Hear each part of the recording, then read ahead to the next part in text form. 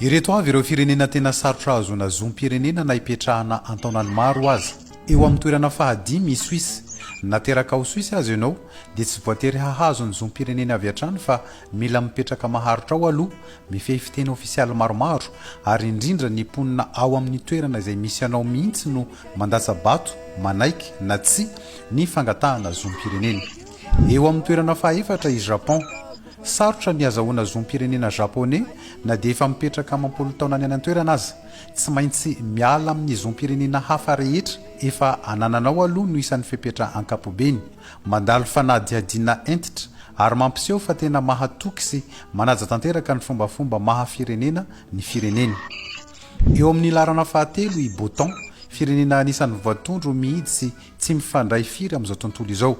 Ny ankizy nateraky ny olom-pirenena boutanais ihany no mahazo zom-pireneny. Tsy misy fombafomba ho an'ny fomba fanambadiana amin'ny teratany hafa ka mety sitrahana zom-pirenena na ho an'ny olona efa mipetraka ela na amin'ny alalan'ny fitsipika manokana.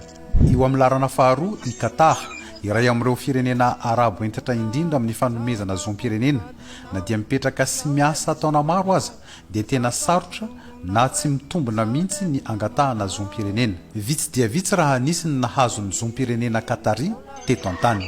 Eo amin'ny laharana voalohany i Arabia Saoudite, na dia nisy fanaovaozana aza tato ato, mbola anisan'ny sarotra indrindra eran-tany ny mahazo zom-pirenena saodianina amin'ny toe-javatra tena manokana mifandraika amin'ny filanina tombontsoan'ny Arabia Saoudite ihany no mety hanomezany zom-pirenena.